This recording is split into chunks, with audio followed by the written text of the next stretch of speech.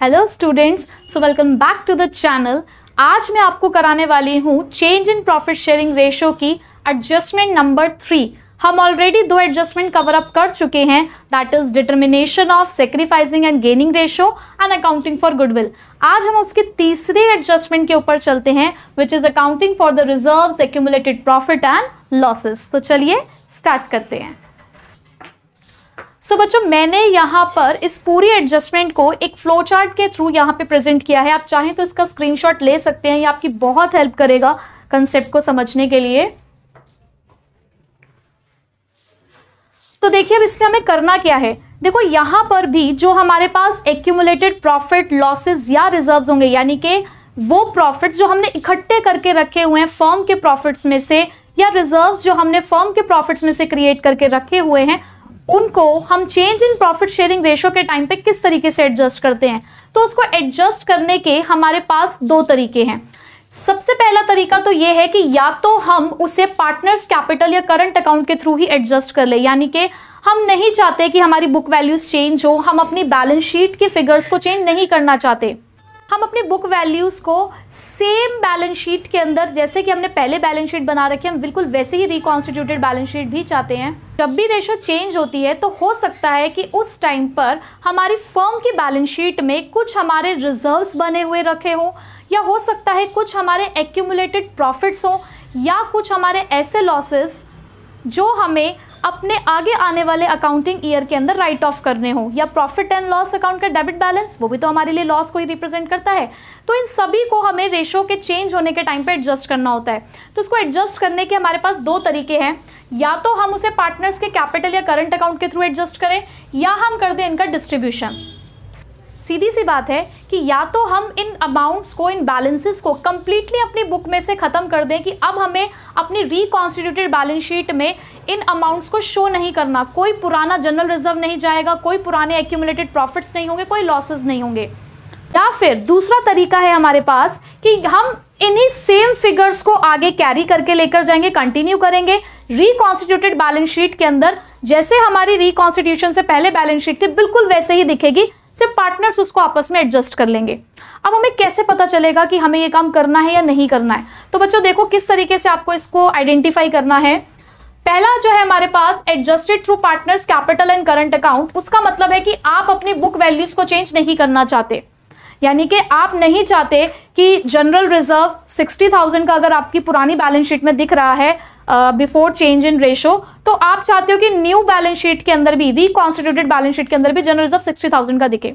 लेकिन ratio change होने की वजह से जो भी आपका डिफरेंस आया है, जो इम्पैक्ट आया है, जो गेन और सेक्रीफाइस है, वो पार्टनर्स आपस में एडजस्ट कर लें।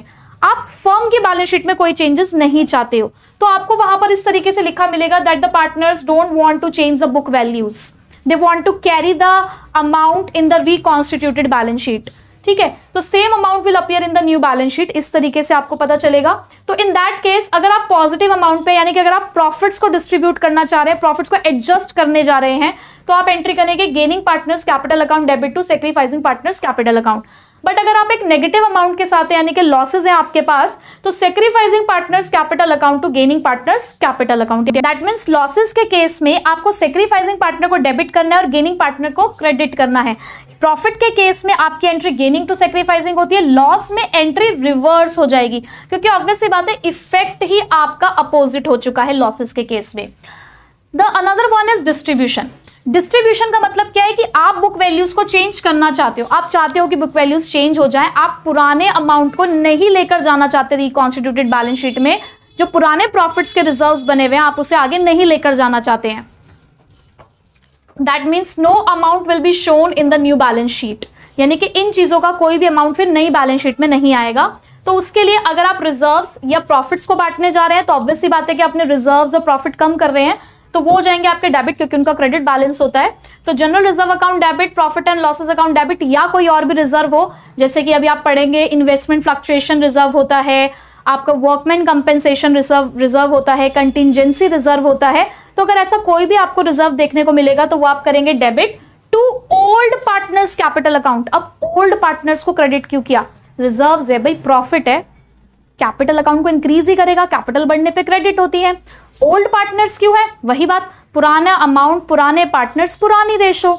अब वही चीज़ अगर लॉसेस के लिए हो तो एंट्री रिवर्स हो जाएगी, क्योंकि नुकसान है तो कैपिटल कम हो जाएगी, आपकी कैपिटल कम होने पे डेबिट होती है।